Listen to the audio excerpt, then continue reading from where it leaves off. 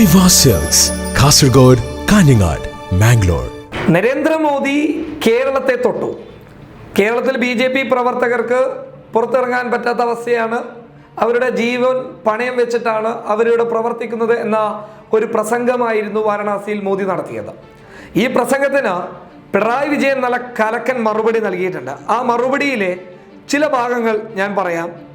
വർഗീയത ഇളക്കിവിട്ട് സമാധാനവും ജനങ്ങളുടെ സ്വൈര്യജീവിതവും തകർക്കാൻ RSS നേതൃത്വത്തിൽ നിരന്തരം ശ്രമിക്കുന്നുണ്ട്. കേരളത്തിലെ ജനങ്ങൾ ഒറ്റക്കെട്ടായി നിന്നാണ് ഇത്തരം കലാപ നീക്കങ്ങളെ പ്രതിരോധിക്കുന്നത്.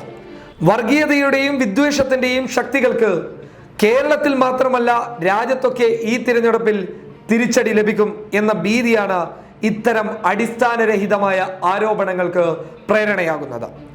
എന്തു നുണയും പ്രചരിപ്പിക്കാൻ മടിയില്ലാത്ത കൂട്ടരാണ് RSS.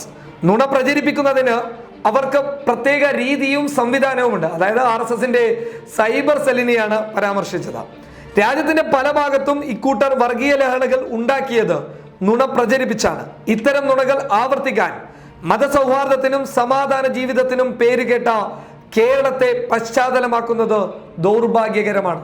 ഇത്ര മനോഹരമായിട്ടുള്ള ഒരു മറുപടിയാണ് മോദിക്ക് നൽകിയിട്ടുള്ളത്. അതായത് അദ്ദേഹം പറഞ്ഞത്, ഗുജറാത്തിലും UP യിലും മറ്റുള്ള ഉത്തരേന്ത്യൻ സംസ്ഥാനങ്ങളിലുമൊക്കെ നടക്കുന്ന തന്ത്രങ്ങളും കൊണ്ട് കേരളത്തിൽ വന്നു കഴിഞ്ഞാൽ നല്ല തിരിച്ചടി ജനങ്ങളിൽ നിന്നും ഒന്നായി നിങ്ങൾ നേരിടും എന്നുള്ളതാണ്.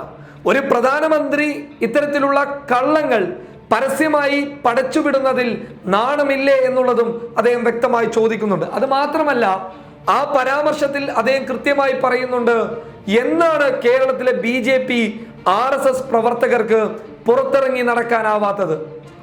ഇവിടെ നോക്കിയാൽ മനസ്സിലാകുന്നത് മൊത്തം ആക്രമണങ്ങൾ അഴിച്ചുവിട്ടത് ഇക്കൂട്ടരാണ്. അല്ല എന്നൊന്നും നമുക്ക് പറയാൻ പറ്റില്ല. ആ ഇടക്ക് പിണറായി വിജയൻ വളരെ ശക്തമായി ചോദിക്കുന്നുണ്ട്, എങ്ങനെയാണ് എപ്പോഴാണ് കേരളത്തിലെ BJP RSS പ്രവർത്തകർക്ക് പുറത്തിറങ്ങി നടന്ന് BJPയുടെ പ്രവർത്തനം നടത്താൻ അനുമതി ലഭിക്കാത്തത്, അല്ലെങ്കിൽ പണയപ്പെടുത്തി അവരുടെ ജീവൻ പണയപ്പെടുത്തി പ്രവർത്തിക്കാൻ വേണ്ടിയുള്ള സാഹചര്യം ഇവിടെ ഉണ്ടായിട്ടുള്ളത് എന്നാണ് പിണറായി വിജയൻ ചോദിച്ചിട്ടുള്ളത്. എന്തായാലും പിണറായി വിജയന്റെ ഭാഗത്ത് നിന്ന് ഈ ഒരു മറുപടി ഈ സമയത്ത് നിർബന്ധമായിരുന്നു. News desk public Kerala.